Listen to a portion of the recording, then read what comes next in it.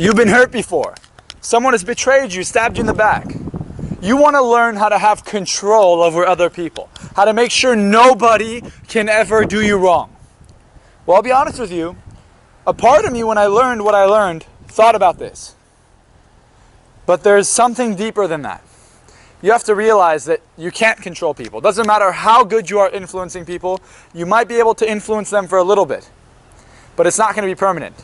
But I'll tell you, if you work on yourself, if you allow yourself to actually accept that there are going to be people out there that are going to fuck you over, that are going to try and take advantage of you, are going to try and take you for your money, they're going to try and use you, manipulate you, play you, then there's one thing that could protect you, and it's not controlling them. It's controlling you. It's having firm boundaries. When someone crosses a boundary, you fucking cut that relationship off. And if you don't cut it off, you put them in their place. And if they cross the boundary again, you end the relationship. You got to be willing to walk away. You got to be willing to walk away, because if you're not willing to walk away, people will walk all over you. The time when we get stuck in a relationship that's not good for us is when we believe that the person is something they aren't. How do you know if someone's not something that you want, not something that aligns with your values, not someone that actually is everything you're looking for? Do you feel bad around them? Do they make you feel bad?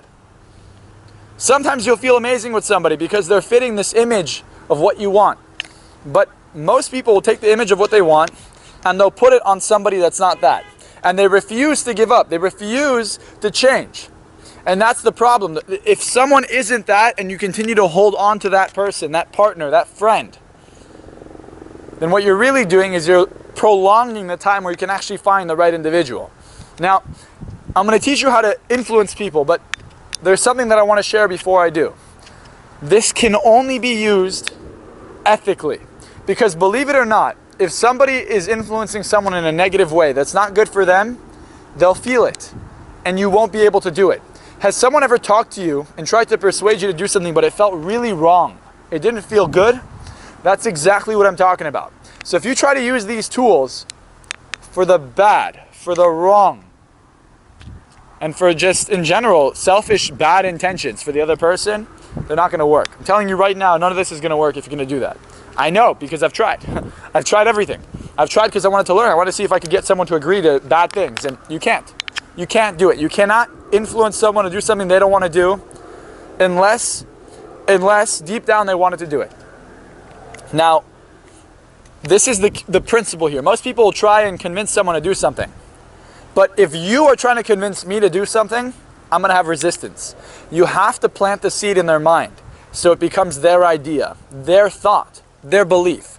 You have to convince them that this was their idea, because nothing is more convincing to somebody than their own thoughts and their own decisions. So there are 3 ways to do this, 3 steps to make this happen. Number 1, you got to create rapport. You got to have an intimate connection with somebody. If you can connect with someone and develop some kind of trust, what you're really doing is allowing that other person to give you their true colors, to give you information, valuable information. Now, why would we want to create a connection? Why would you want to influence somebody? Well, if somebody's going down a dark path, someone's a little bit depressed, someone's having a hard time, your good friend is kind of not motivated and you want him to go to the gym, you want him to study harder, make more money, that's where good influence comes in play. And that's where you can use these tools to help people, not to hurt people, but to help people. Now, if somebody's having a hard time in whatever, it doesn't matter what you're trying to influence them with. You create a connection. You bond with them. You meet them where they're at. If they're depressed, you meet them and you have to get a little bit sad. You got to kind of meet them and listen to them. Hear what their problem is. I believe that bad things happen in 3s. I believe that my life is unfair. I believe that no matter what I do, no matter how much I try, I'll never be successful. That's step number 1. Listen to information and create a connection. Step number 2. Candidly, you want to make this smooth. So let's say someone was talking to you, you change the subject, and then later on you bring up a story. Hey, remember that time where you were able to accomplish your goal very easily and were successful? Remember that time where this bad thing happened to you and immediately we had the best day ever? I'm sure there's going to be some kind of memory where you can communicate to them, and what this does at an unconscious level is it shatters the limiting belief they had before. It completely changes their reality, but it makes them think it was their own thought. It was so under the radar, it was so casual that it became their thought. Now, obviously this isn't something that you can master overnight, but if you understand it and you practice it, it gets better. So the principle here is to understand what their beliefs are that make them sad or make them limited, and then change the subject, and later on, about 5 to 10 minutes later on the conversation, when that's already kind of forgotten about, you bring up a story or a situation or a memory or even a question. You know, have you ever had something really good happen to you and all of a sudden, or really bad happen to you and all of a sudden a really good thing happened the next day? And they'll be like, oh yeah, of course. And there's always some kind of experience they could look to. So you have to allow them to see that the previous belief is false. And once their brain does that, then they'll feel the emotions of the new belief. And then all of a sudden they start to change. And step number 3 is to make sure that you're not going against their values. You see, we all have values. Now, normally I teach this over the course of 5-6 hours. It's a very dense subject, but I'm trying to summarize it here for you. Your values are your foundational beliefs, and they are always going to be met. The reason you're not moving forward in your life, the reason things continue to look the way they are now, is because your values are met where you are. When your values stop being met, you change. You'll change, you'll work harder, you'll make more money, you'll start to have a different relationship. All of a sudden, you'll be in a relationship and then something threatens one of your values or all your values, you leave. You can't do it, you sabotage. So you have to be aware of what your values are, which I'll teach you in another video because it's a whole thing on its own. But in general, what your values really are your principal beliefs, your core beliefs, the root of what you believe is true and what needs need to be met. If your needs are being met, those are your values, right? And then what meets those values is your criteria. The criteria is pretty much the part of your values. Like, for example, in order for me to feel free and secure, I need to have a bunch of money and an amazing relationship and a lot of friends. The having a bunch of money, a lot of friends, and a bunch of money is my criteria. It's what needs to happen for me to meet my 2 values, which let's say is freedom and security. Right? So some people, let's say if my freedom and security weren't being met, it means that I'm currently broke, I have no friends, I don't have a stable relationship, and that takes away my freedom, takes away my security, and now I feel uncomfortable. Some people at home right now, because of Corona, might feel like their freedom is being imposed upon because they can't leave, right? There's a lot of things that can be happening that will always challenge your values, and that's when you feel uncomfortable. But when you feel uncomfortable is when you're forced to change. Instead of putting yourself in an uncomfortable situation or waiting till things get hard, if you can learn how to change the criteria for your values, because before it wasn't making a bunch of money, changing lives, that wasn't my criteria. Before, for me, it was let's just relax and be safe and not get rejected, not be an outcast, not stand out. And when I changed it to saying, you know what, I'm going to be myself, I'm going to be confident, it at first was very uncomfortable, but then I trained my brain into thinking that this is the new criteria to fulfill my values. And now I'm always going towards greatness. I'm going towards success rather than away from it. And before I'd always sabotage. I'd get better and then I'd stop. I'd start making money, I'd get comfortable. And a lot of people do this. Now, the reason I share this in depth is because in order to influence someone, you have to make sure that whatever it is you're influencing them towards aligns with their values. So if you could figure out what it is that's being met, what needs are being met with their depression, with their sadness, with their lack of motivation, and then tell them somehow that those needs will be met with the outcome that you think they should have, you have now successfully influenced them. And the step to do that is through a story.